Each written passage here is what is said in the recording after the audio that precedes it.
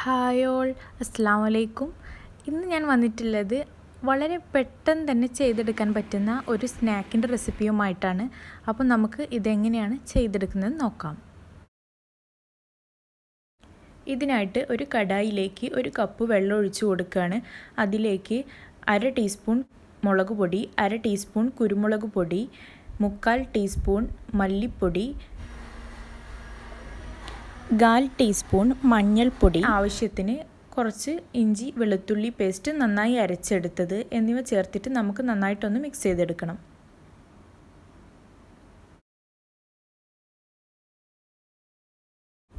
ഇത് നന്നായിട്ട് തിളച്ച് വരുന്നുണ്ട്. അപ്പോൾ ഇതിലേക്ക് ആവശ്യത്തിന് ഉപ്പ് കൂടെ ചേർത്തിട്ട് ഒന്ന് മിക്സ് ചെയ്തെടുക്കണം.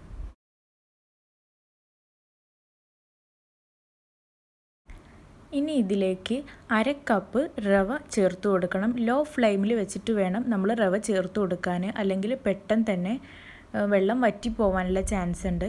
അപ്പോൾ എന്നിട്ട് നന്നായിട്ട് ഇളക്കി കൊടുക്കണം. എന്നാലേ ഇതിൻ്റെ ഉള്ളൊക്കെ നല്ല വേവായിട്ട് നമുക്ക് നല്ല രീതിയിൽ കിട്ടുകയുള്ളൂ.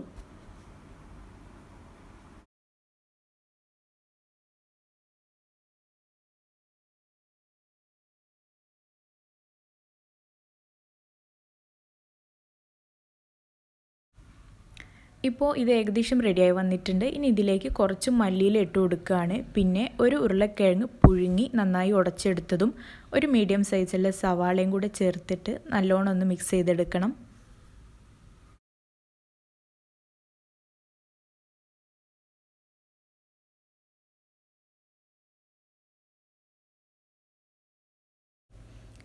നമ്മളിത് കൈ ഉപയോഗിച്ചിട്ട് തന്നെ നല്ലോണം മിക്സ് ചെയ്തെടുക്കണം. എന്നാലേ എല്ലതും നന്നായിട്ട് എല്ലാ ഭാഗത്തേക്കും എത്തുള്ളൂ.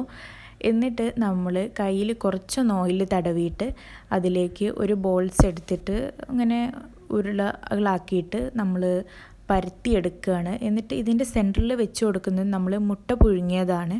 മുട്ട പുഴുങ്ങിയത് ഫുള്ളായിട്ട് വേണ്ട, പകുതി കട്ട് ചെയ്തിട്ടാണ് വെച്ച് കൊടുക്കുന്നത്.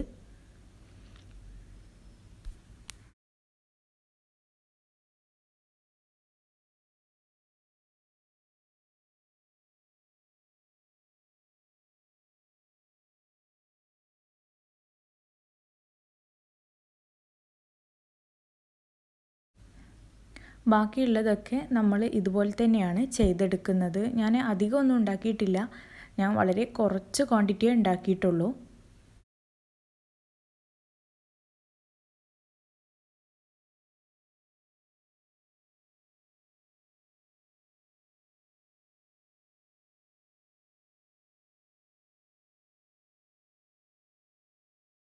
അപ്പോൾ ഞാനിത് റെഡിയാക്കി എടുത്തിട്ടുണ്ട്. ഈ ഒരു പരുവത്തിലാണ് ഇത് ഉണ്ടാവുക. ഇനി ഇത് ഒന്ന് കോട്ട് ചെയ്തെടുക്കുകയാണ്. ഞാൻ മുട്ടയിൽ മുക്കിയിട്ടൊന്നുമല്ല കോട്ട് ചെയ്തെടുക്കുന്നത്, ഡയറക്റ്റ് ജസ്റ്റ് ഒന്ന് കുറച്ച് ബ്രെഡ് ക്രംസിലാണ് കോട്ട് ചെയ്തെടുക്കുന്നത്. ഇങ്ങനെ ചെയ്താലും മതി, മുട്ട വേണമെന്നൊന്നും നിർബന്ധമില്ല. നിങ്ങൾക്കിത് ഇതിലും കൂടുതൽ വേണമെന്നുണ്ടെങ്കിൽ ഞാൻ എടുത്ത ക്വാണ്ടിറ്റീൻ്റെ ഡബിളായിട്ട് എടുക്കുക, അപ്പം കൂടുതലായിട്ട് കിട്ടും. ഞാൻ ഈ എടുത്ത ക്വാണ്ടിറ്റിയിൽ ഞാൻ 7 പീസാണ് ഉണ്ടാക്കിയിട്ടുള്ളത്. അപ്പോൾ ഇനി ഇതൊന്ന് ഫ്രൈ ചെയ്തെടുക്കണം. അതിനായിട്ട് ഞാൻ പാനിലേക്ക് കുറച്ച് വെളിച്ചെണ്ണ ഒഴിച്ചിട്ടുണ്ട്, അതിലേക്ക് ഇട്ട് കൊടുക്കുകയാണ്. ഇത് അധികം വേവൊന്നുമില്ല, പിന്നെ നമ്മുടെ ഉള്ളിലുള്ള സവാളയൊന്ന് വേവായി കിട്ടണം, അത്രയേ ഉള്ളൂ.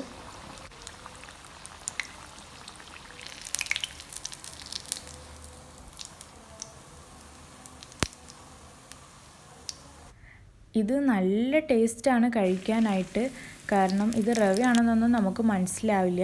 ഇത് ടൊമാറ്റോ സോസ് കൂട്ടിയിട്ട് കഴിക്കാൻ അടിപൊളിയാണ്. അപ്പോൾ നിങ്ങളെല്ലാവരും ഒന്ന് ട്രൈ ചെയ്ത് നോക്കുക, എന്നിട്ട് കമൻറ്റ് ബോക്സിൽ എഴുതി അറിയിക്കുക.